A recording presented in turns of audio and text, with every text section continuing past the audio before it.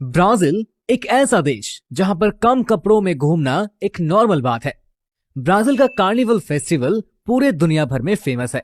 शायद ही ऐसा कोई व्यक्ति हो जिसने कभी इस देश का नाम न सुना हो। तो दोस्तों, लास्ट में आपके लिए एक सरप्राइज है, देखना ना भूलें।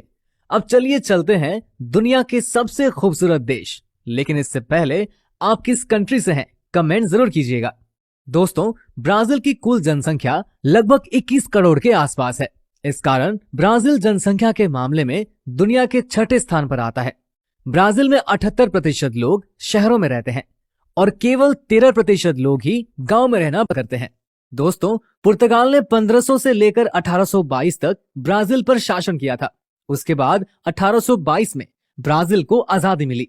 दक्षिणी अमेरिकी देश में ब्राजील एक ऐसा देश है जहां पर पुर्तगाल और स्पेनिश लैंग्वेज को बहुत ही कम लोग जानते हैं। उनके शहर रियो डी जनेरियो में दुनिया के सबसे बड़े कार्निवल का आगाज हुआ था। इस फेस्टिवल में पहली बार पोल्का डॉट और अतरंगी कपड़ों के साथ वहां की परंपरागत डांस परफॉर्मेंस शुरू हुई थी। इस कार्निवल का सबसे बड़ा आकर्षण है सांबा डांस। रियो कार्निवल को दुनिया की सबसे बड़ी पार्टी इसलिए कहा जाता है क्योंकि ये दुनिया के 50 देश में सेलिब्रेट किया जाता है। दुनिया के अन्य देशों में भी कार्निवल सेलिब्रेट किया जाता है, उनमें भारत देश भी शामिल है। भारत में गोवा में पुर्तगाल से आए लोगों ने इस फेस्टिवल की शुरुआत की थी। दोस्तों, कुल 7 दिनों तक चलता है। इसमें लोग रंग बिरंगी नए कपड़े पहनते हैं, सड़कों पर मौज मस्ती करते हैं, गाना गाते हैं और नाचते भी हैं। ये इतना फेमस है कि केवल ब्राजील ही नहीं बल्कि पूरी दुनिया के लोग फेस्टिवल में शामिल हो जाते हैं।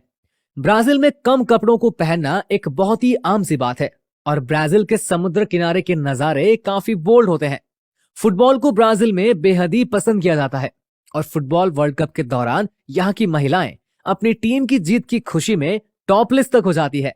ब्राजील की जेल में मौजूद कैदियों को एक साइकिल चलाने के लिए दी जाती है, जिस साइकिल से बिजली बनती है और इस बिजली को आसपास के क्षेत्र में सप्लाई किया जाता है। ब्राजील के रियो डी जनेरियो में दुनिया के 7 अजूबे में से एक क्रिस्टल रिटेंडर की प्रतिमा भी आपको देखने को मिल जाएगी। ब्राजील में तकरीबन 60 लाख की संख्या में लोग घूमने के लिए आते हैं।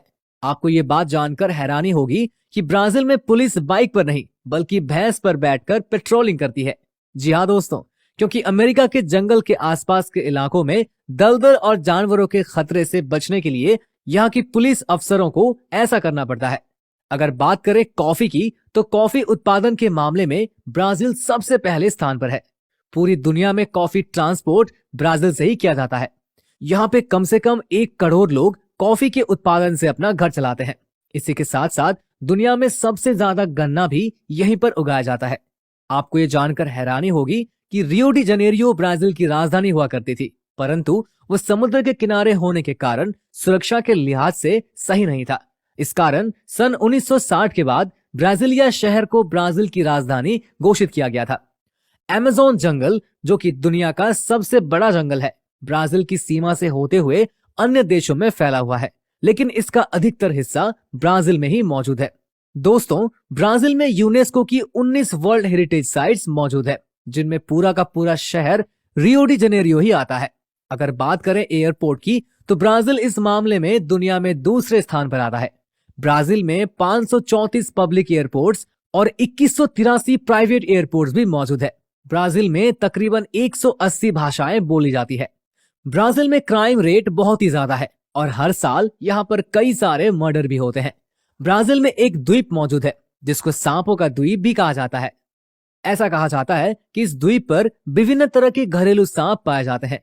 इस आइलैंड पर 20 लाख से भी ज्यादा अलग अलग प्रजातियों के सांप मौजूद है, जो बहुत ही ज्यादा जहरीले होते हैं। इसी वजह से सरकार ने आम नागरिकों को इस आइलैंड पर आने से प्रतिबंध लगाई है। केवल वैज्ञानिक और खोजकर्ता को ही यहाँ पर आना मंजूर है। अब बात करते हैं सरप्राइज की। तो दोस्तों, साल 2008 के बाद ब्राजील में जेंडर चेंज परिवर्तन की सेवाएं फ्री होती है। इसका खर्चा यहाँ की सरकार देती है। यदि आप लड़का होकर परेशान है तो आप लड़की भी बन सकते हैं, और वो भी फ्री में।